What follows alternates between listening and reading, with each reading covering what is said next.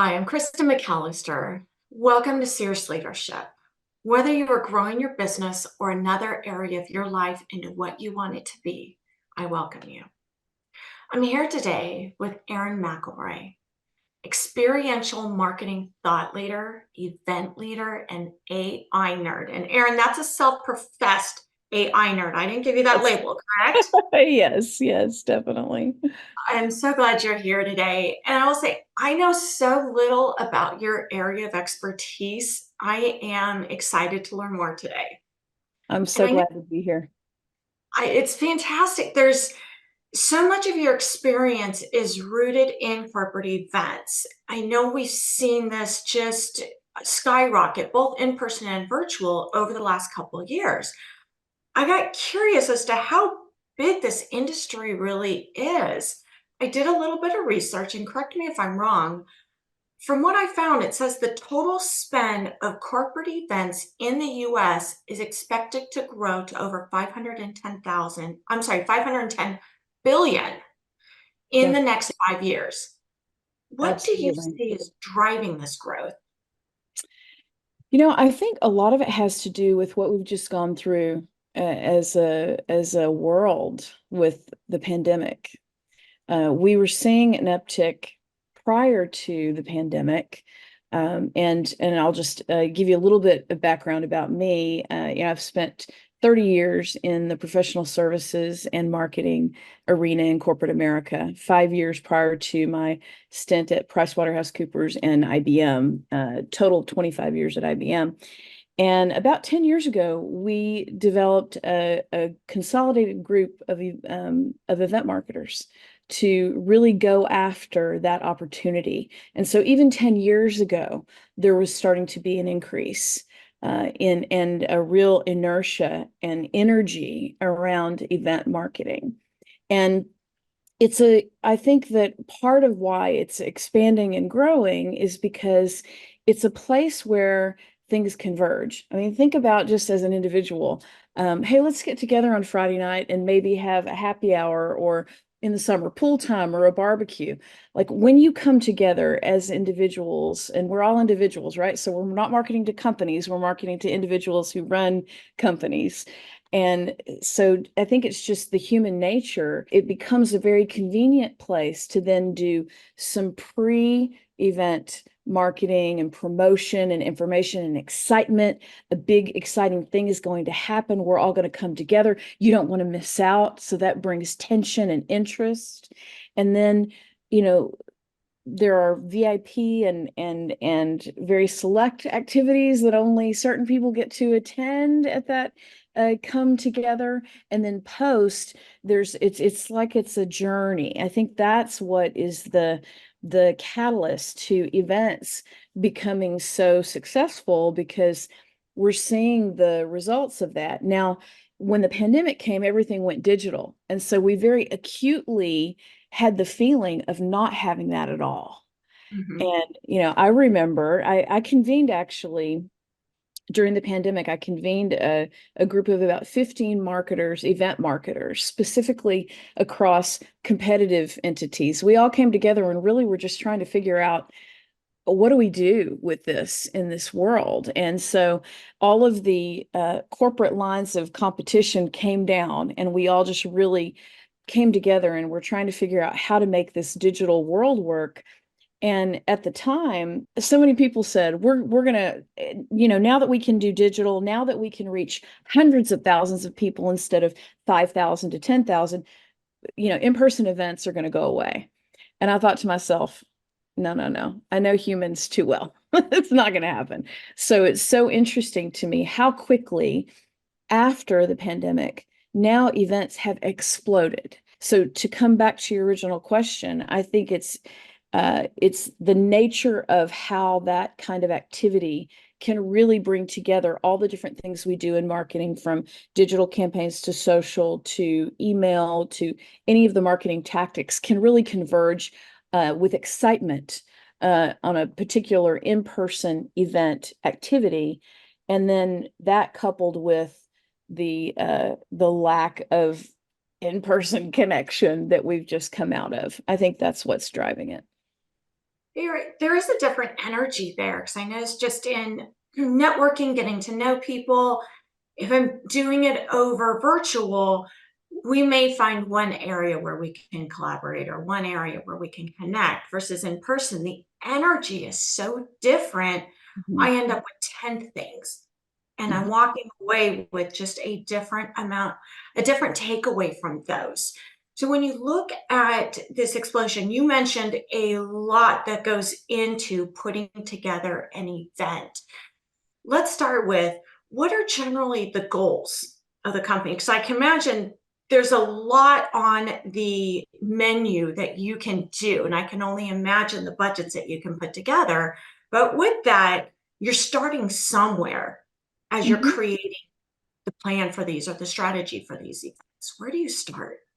Well, it's really interesting. Events become a forcing function, really. So, for example, at IBM, one of the things that we started to do because we were participating in our own flagship events that we would put on, and we'd bring in sponsors through that. So great connections through that, through our partners. But we also had many third-party events where we wanted to reach a particular audience that was more inclined to go to, for example, a Gartner event or the Consumer Electronics Show or the National Retail Federation Conference, and we'd sponsor those. When we first started out, we were separately going to each of those events with our different messages. And what we started to do was say, let's let our proprietary event be the message for the year. And then let's take that to the other events that we go to for consistency. So I think the main goal with an event is it's a marketing tactic, getting out our message about the products and services that we have to sell. Some organizations do this really well with consistency, and others say, this is this audience. What are we going to say to them? Okay, let's go to this audience. What are we going to say to them? And so I think where the success comes is really knowing ahead of time the answer to the question you just asked. What are you wanting to accomplish? Where do we start comes from why we're doing the event. I always say the why is the most important thing. And this is a key in professional services, in any kind of engagement, in any kind of networking, in any kind of event that you're going to. Why are you doing it? Why are you going to be there? And understanding what that event or that activity will bring to you is what brings people there. So, where you start is what are the key messages? What is the experience we want people to walk away with? And I love the Maya Angelou quote. I'm not sure if I'm going to get it exactly right, but you won't always remember what someone said or did, but you'll always remember how they made you feel. And so that's a key aspect of trying to create an experience that is critical for your audience. So you start with, what am I trying to promote? What is my objective out of this? Who do I want to draw into this experience?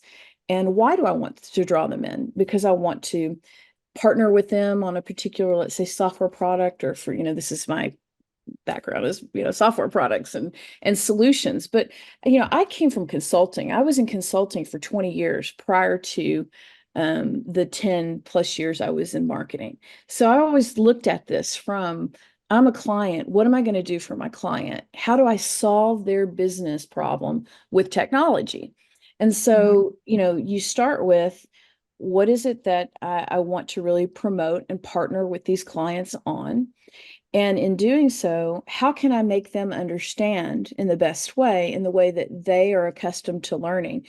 So I spend a lot of time looking at, what is this audience going to appreciate? What is going to draw them in? What's going to excite them so that I can have that opportunity to have that connection? That's where you start. And then traditionally, if you look at sponsorships and that sort of thing, it goes everywhere from sessions to an expo floor to a dinner or a lunch where you can network. There are a lot of traditional things. What I really gravitate to is, how can we, of course, have those table stakes, but how can we actually take it to another level and really create something memorable? Because if someone comes to an event and you do something unexpected, they're going to remember that, and they're going to think, I'm trying to set myself apart in market as well. So I might want to partner with these people who really made me experience or feel something different. I love that you talk about it's not about what we have to sell. It's about how we want to make them feel and Hmm. get out there. And you talk about it's creating experience. Hmm. There's this new, I don't know, is it a trend or it's this area of marketing that's evolving with events is that experiential marketing or experiential strategy with events. Where is that coming from? Or maybe explain a little bit more about that, because I don't know that everyone understands. Certainly, I don't. The difference. I was like, but Sure. it's event marketing, right? I mean, what's the difference? Right. So, there's different definitions of what an experience is. So, for example, I'd say probably 5, 6, 7 years ago, experiential was thought of as interactive. Maybe you put a touch screen up about, let's say you're trying to get well versed on AI. So you put up a screen where someone could come up to a kiosk and they can ask a question, like Chat GPT. You can go in and you can say, tell me about swimming pools. Oh, there's above ground. And you get all this, or tell me about the AI tools out there, and you'll get all this information. Experiential was used to be thought of as I'm interacting. I think, at IBM in particular, and I myself as the head of innovation during my time there really wanted to drive an experience with the technology that was much deeper. So an example is one year, and this was prior to, most people think AI started with ChatGPT. It didn't. We've been working with AI for 10 decades. And one of the things we did was we wanted people to understand the natural language voice interaction. So for an event, we created a concierge team of 10 robots where we defined all of the AI language and interaction. And, it was interesting because some of the executives were quite uncomfortable that the robots didn't speak like humans. If you spoke too quickly, like if you were asking, where's the Starbucks? The robot might say, I didn't understand you, please repeat. And I have to tell you, it was so fascinating to watch people stand there for 30 minutes to an hour, willing to repeat, to learn, and see how this interaction worked. And we had all kinds of human-like responses like coffee, coffee, coffee. That's all you humans think about. That kind of interaction allowed people to see that you can program a device to respond like a human. And then that is what is really the next level of experiential. You're actually bringing someone into utilizing or even simulation of utilizing the technology where they really can feel, wow, it's like today, every day there's some new AI innovation that people are seeing, like prompting a visual to be created. That's experiential because you're actually going through the emotions of seeing something created or done. That is the new definition of it. It's not just I'm interacting with reading and processing with my brain. It's using all of the senses to really help you feel that experience. And it doesn't have to be all technology. There are analog experiences as well. I was going to ask, because certainly IBM, we're not all IBMs. And let's say I'm a professional services company, I'm looking at, or a CPG company, I'm trying to figure out what events, corporate events, trade shows, what am I going to this year? I've only got a certain amount of budget. Mhm. Am I going to one and doing a big thing, or am I going to 3 to 5 for consistency? How would you start to map that out and then figure out, I love that, when someone is interacting with us, how are we changing the way they feel, not just the way that they think? And I know there's a two-part question there. I'm so excited to hear. I want you to consult with me right now, Aaron. What do I do this next year? Well, it's interesting because I'm in that boat. I retired from IBM 2 months ago and I'm starting my own agency. I've launched my own agency. Right now, it's me and various partners that I work with, and I'm amassing different projects. And so I'm starting from ground zero with myself, obviously the network that I have, but, I'm making those decisions too. I have limited budget and, I miss those big IBM budgets for sure. Let's say I'm a CPG company, Sure. and I'm trying to lay out my strategy for next year, taking into account that I do want to make people feel. differently when they're interacting with it. Let's start with, how am I choosing the events? What's this overall strategy? What are some of the questions I should be thinking through? The most important thing in choosing the event is the audience you're trying to reach. Are you going to get the opportunity to get the maximum reach to your audience? And that can be in person, it can Mhm. be through digital, it can be through the social media message. It doesn't have to be an in-person event, but I look for events where not only am I going to have an in-person experience where I can really reach and have that great nonverbal and verbal connection, but also get some traction from the content that I can create and then cross promote following that. I always look for those opportunities because that's going to give you some residual. Um, so first and foremost is the audience.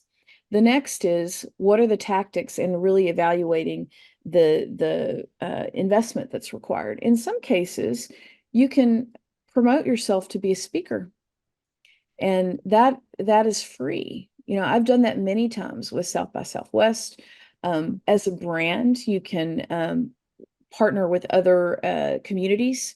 That's another thing that's a lower cost option to get involved. Brand Innovators is a fantastic marketing community. So if you're on the brand side of things, you can attend those events for nothing and interact with so many different entities. There are all kinds of communities that you can participate in their events at a low cost, or if you're like an agency, anywhere from 20 to 30K to sponsor a panel with maybe some brands that you've been trying, brand leaders, executives that you've been trying to get connected with. I'd say I would do less of the putting your icon on a website or a panel at an event and more of having your personalities show up and really be able to get your voice out there.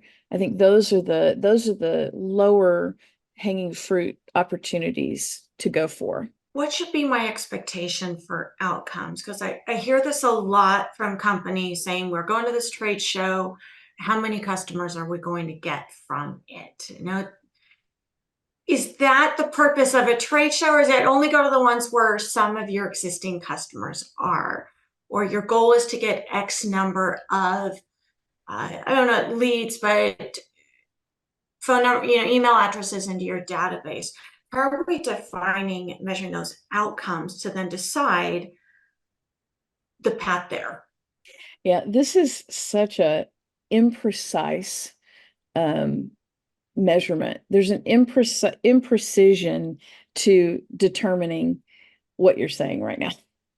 Because everyone focuses on the number of attendees or the number of leads because that's the only really precise measurement we have. When you're running a large event, you also have the opportunity to measure dwell times and to measure through comments from the docents that are there on whether someone was really interested or not. And so it's really hard to gauge how does someone feel about an experience. But one of the things that's really clear is that when you have a great experience, especially at a trade show, there's a line out the door and people, that's when you know it's really, really successful because you have so many people talking about it on social media, lining up at the show, wanting to see it. We're kind of crossing a couple different topics. We're talking about how do you get started and when you don't have those huge budgets. And I was talking a little bit about sessions and those kinds of things, which doesn't really get you the experience. One of the things that I encourage everyone that I talk to is think of creatively, how can you have someone get a sense of your brand, your product, your service. And sometimes that's a pre-event activity. Send them your product, engage them in a conversation before you show up. Even a dinner where you can bring people who are utilizing your product or service and can testify to what it has done for them. That's going to be memorable too, because then they will connect with those individuals as well. So I think, it's a combination of really applying creativity. But the fundamentals you can never get away from. Who are you trying to reach? What is it that you want them to do? What is it that you want from them? And it's really making the most of that connection point to be able to get what you are desire with that connection.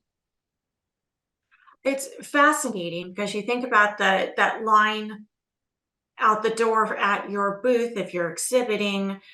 Certainly, it's a very different experience if you're just going attending it and you're walking the floor. But say a lot of what you've done is you're either a marquee sponsor, you're putting together the exhibit, the line out the door.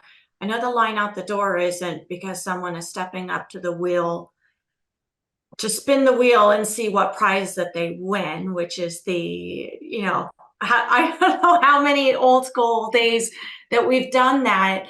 Yeah. I'm curious whether you have a product or you have a service. I love this idea of the experiential. It can start beforehand, it Hmm. can go on during, and it can go on after. What are some questions that you would ask to help figure out what's going to be the right thing for me?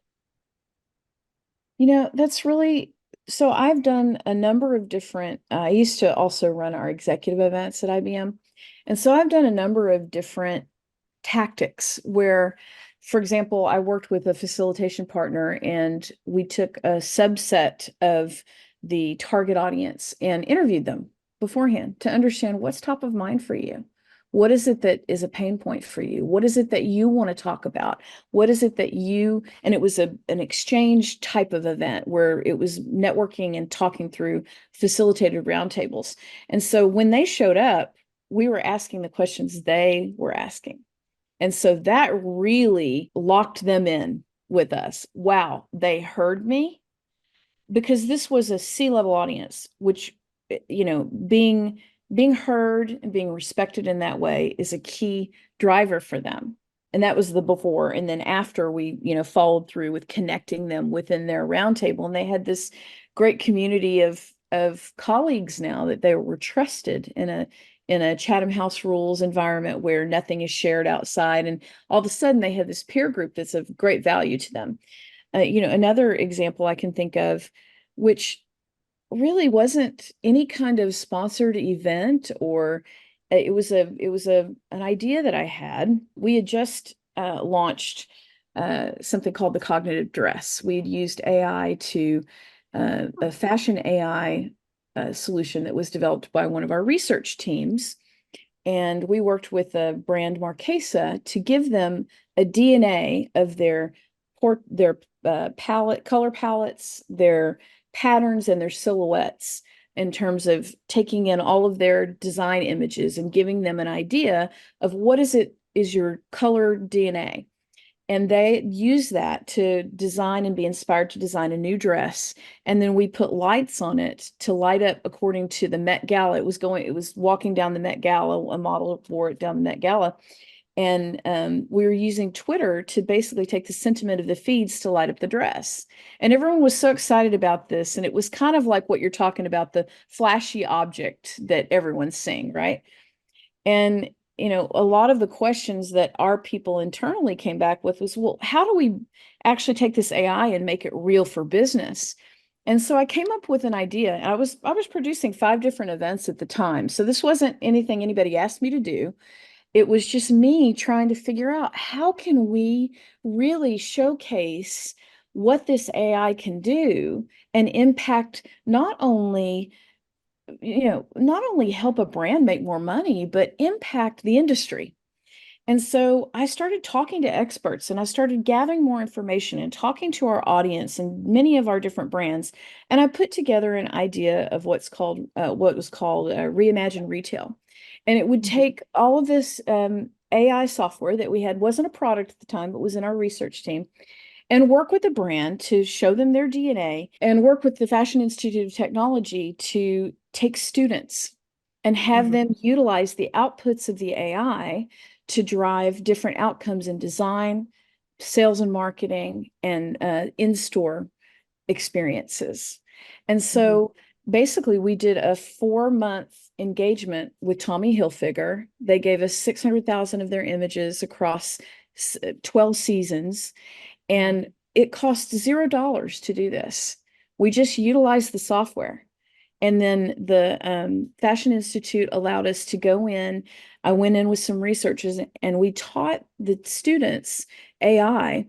And what was so beautiful about this experience is that we brought in very senior designers and marketers and folks from Barney's and different brands that basically was an interconnection of the generations utilizing AI, teaching each other.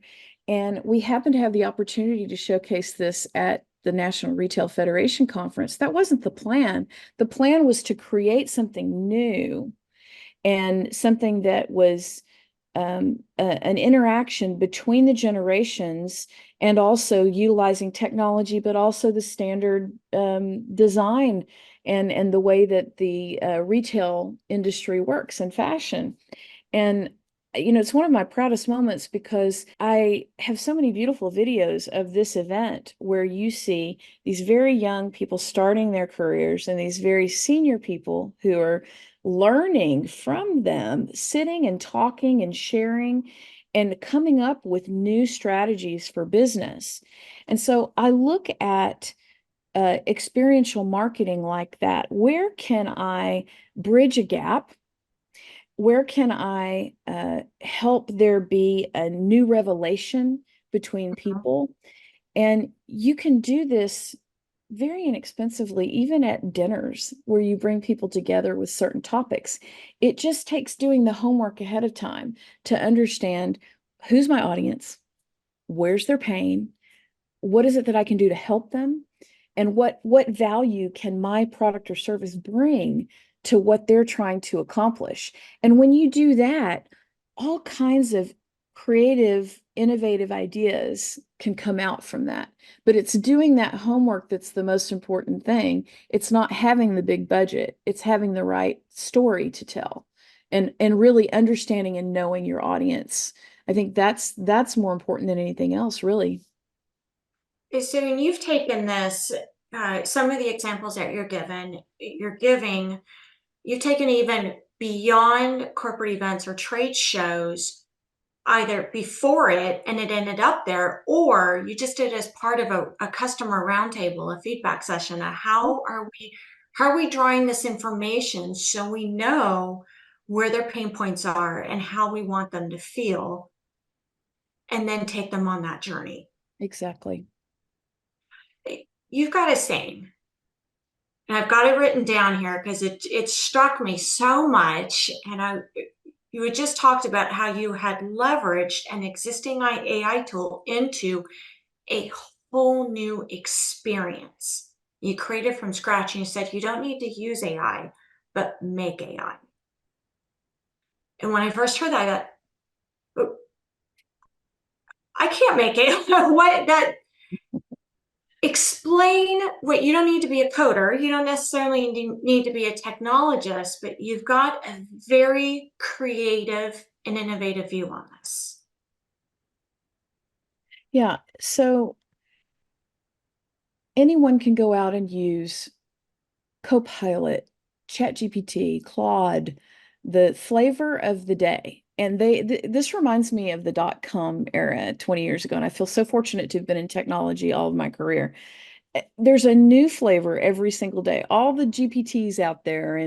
And you have to understand that everyone else has access to those exact same tools.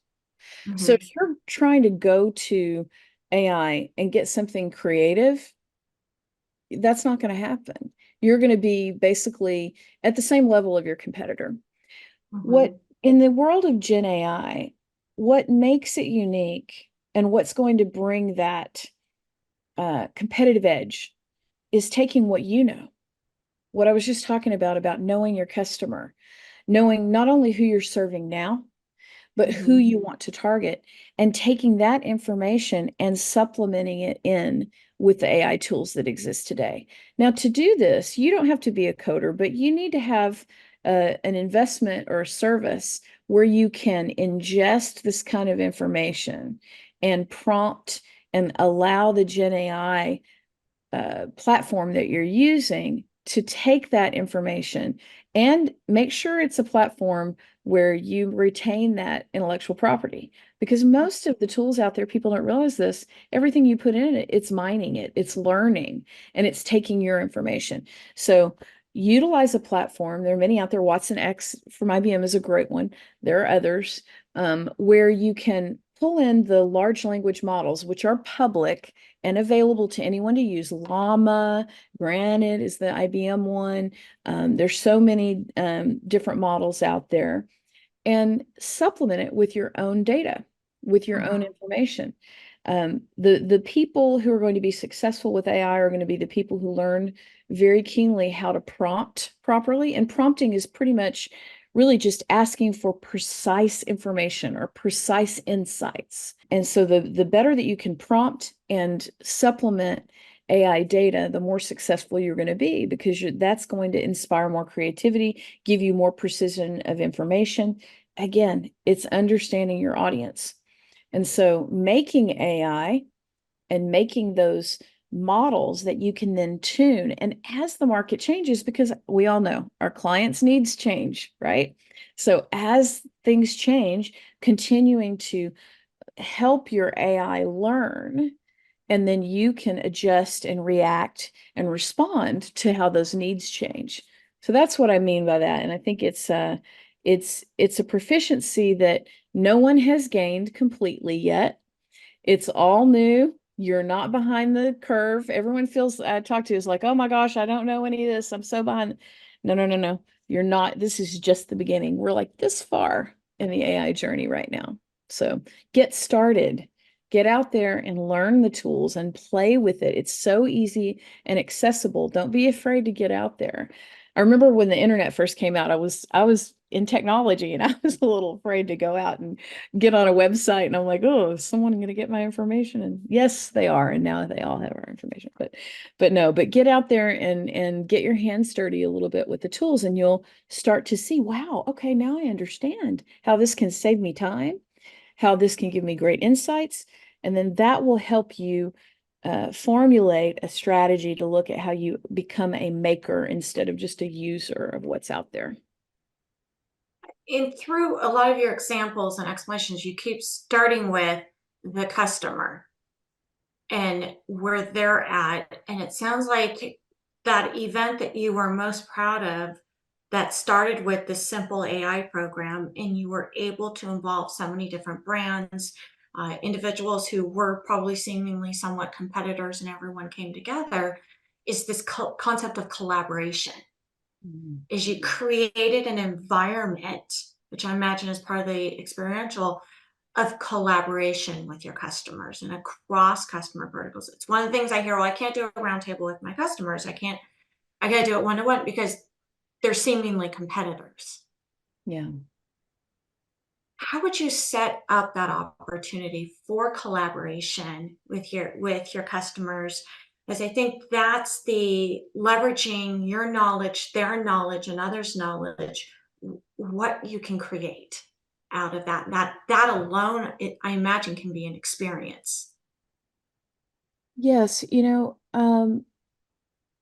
I have had a number of situations where we've had, for example, a number of telcos that we were bringing together, and we didn't want to seat them together at certain.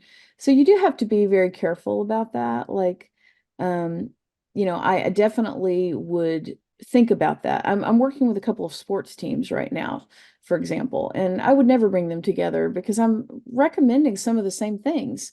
Because some are saying, yes, I'm going to do that, and some are saying, no, I'm not. And so what I pride myself on is trying to advise them individually on what I think is going to be best for them in the industry. So that's a really excellent thing to think about. I think what I would do is if I felt like there was enough competitive energy there, I would make sure to have those separate conversations and really help them. Again, it's always about helping them engage who their customers are. If it's going to help them learn how to better engage their customers by bringing them together with a competitor, that Mhm. actually might be uh, might be a positive thing. They might be able to say, oh, I'm having that same issue. It also depends on who you're engaging. So on the broader grand scale of a large event, maybe doesn't make so much sense to bring the competitors together, maybe on a smaller scale where you know the individuals. So I think my answer on that is really it would just depend on the scenario of how I would engage them in that situation.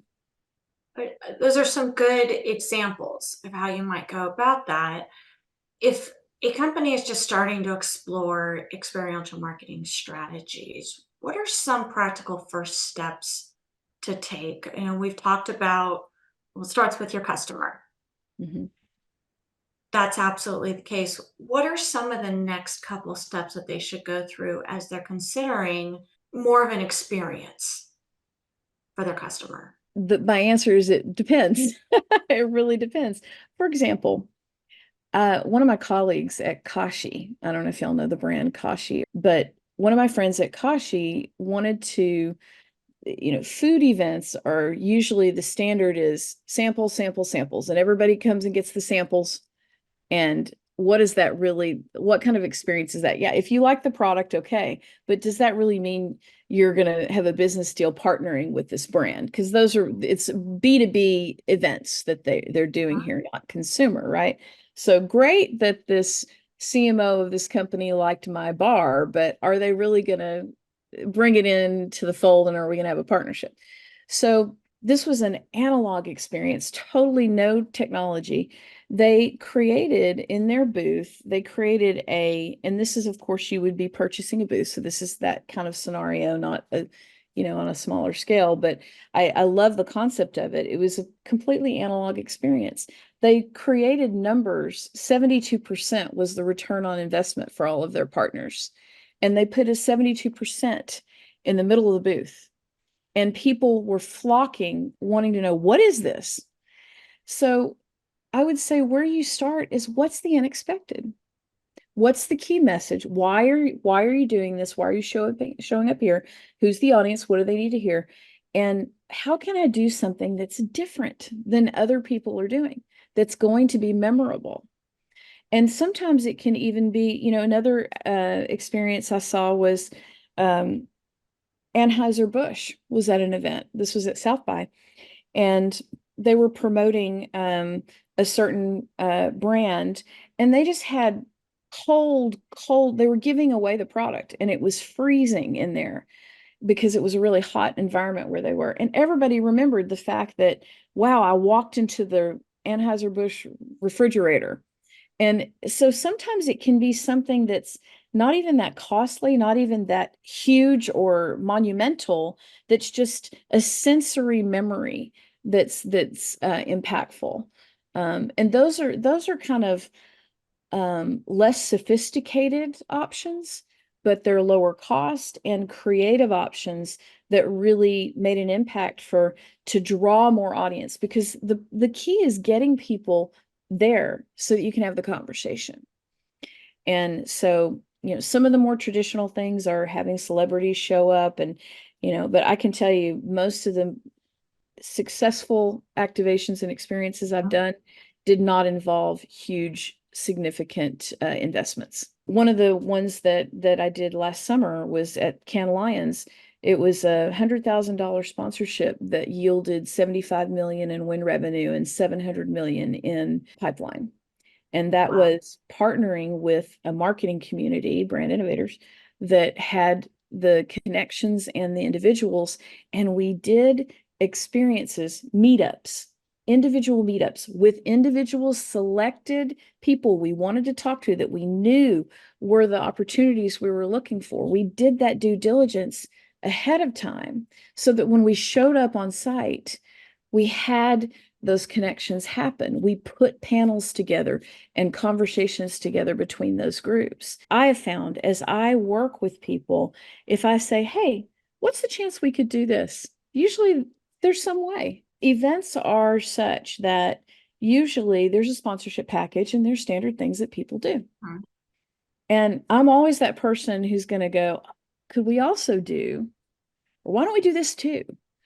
And if you become that person, um, I found that usually I have people who will say, sure, Aaron, let's try that. Or if not exactly that, why don't we do this?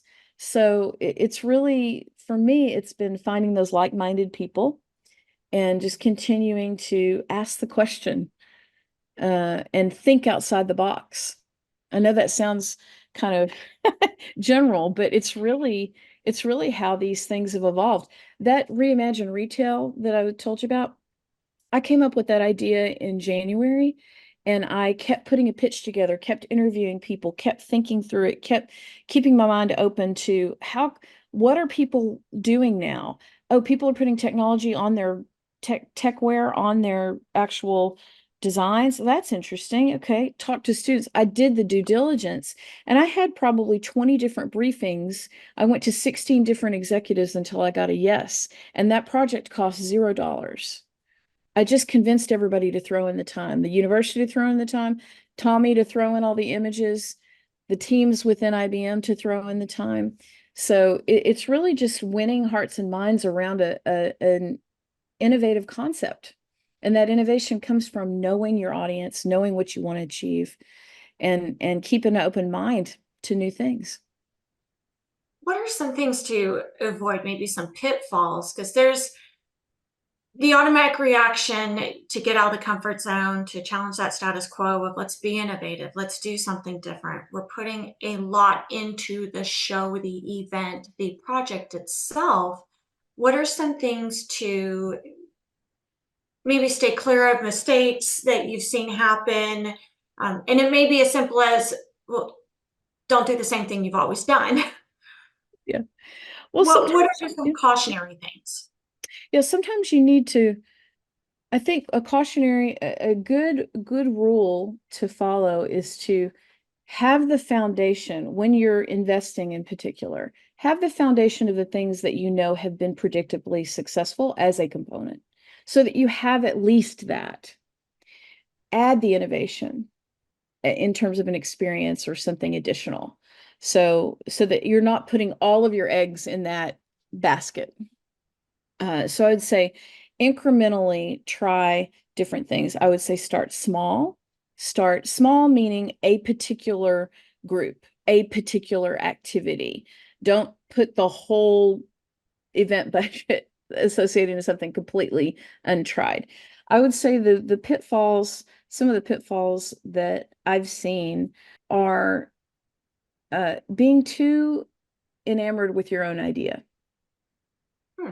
So you have an idea, you think, oh, I know. And sometimes we do know, sometimes I feel like I know. I've been in this business this many years, and I know this is going to work. I know this is going to work. And I've had things that haven't worked. And so I learned very quickly to go, Erin, don't be so excited about your own idea. And that's what really got me into really learning to humble myself and talk to people who are out there. Navel gazing is the biggest opponent of this. I mean, we can get so, I can get, and I know my colleagues as well, you live in a certain space and you see only this area. And so making sure that I reach out and I go, you know what, I'm going to talk to this person who I've seen successful. Like Kashi, what did you do? How did you figure that out? Well, I went and talked to, finding out seeing things that you think are really successful and you really like, and you've seen the results are successful and going, what was it that made that successful? Let me learn that. And looking outside of yourself. So not being so enamored with your own ideas is a key pitfall to avoid, and making sure that what your hunch is, because our gut and our hunch is important. It's guided me very well in my career. Tempering that and adding to it the voice of others that I've seen successful is really key. So yeah, I would say those are some of the pitfalls to avoid. And you know, this is something that I just maybe it's just my personality. I want to get my hands dirty. I want to know that I know that I know that I've done the due diligence. And often I see I've seen colleagues and I've seen, in market and other competitors rely on an agency to just do all the work. And I love my agency partners, and I couldn't do anything without our agency partners. I mean, impossible. However, it is not a throw something over the wall if you really want it to be successful, because you are going to know your business better than anybody else. I'm going to know my business better than anybody else. And so the other pitfall to avoid is just throwing it over the wall and making sure that that agency connection is really truly a collaboration where you're driving and making those decisions based on informed, good information. I can imagine all that goes into putting together the right experience. And I imagine it's the right experience for the customers and the attendees. What has struck me is, of all the stories that you shared, all this information, I really get the sense that that experiential marketing is how they're feeling, and the amount of research you're doing and due diligence you're doing. Not once have you mentioned, here's what the booth should look like. Here's what the layout should look like. Here's what kind of colors that you have. And when you look at all of the time and money that is spent on the logistics and the physical design, the effort and the low cost, but high effort that it goes into the thought, the feeling, the experience that we want to give them, and supplementing that, I can imagine how when you bring those together, the magic that can happen in Yeah, making that such an absolutely. amazing experience. Erin, I appreciate your expertise, and I can see your passion for this, and all the years you've been doing it, you still have that wonder, that curiosity for what's the next thing that we can do, and how do we make it unexpected?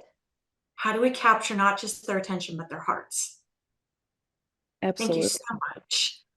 Your expertise, your insights, I appreciate it greatly. And thank you for joining me today on It's been a Seriously. pleasure. And you're right. I'm so excited about the next thing. That's the great thing about our business. We will have to have updates on the next level experiences that you are creating. I can see that as a series. I'd love to participate in that. Until next time, thank you, Erin.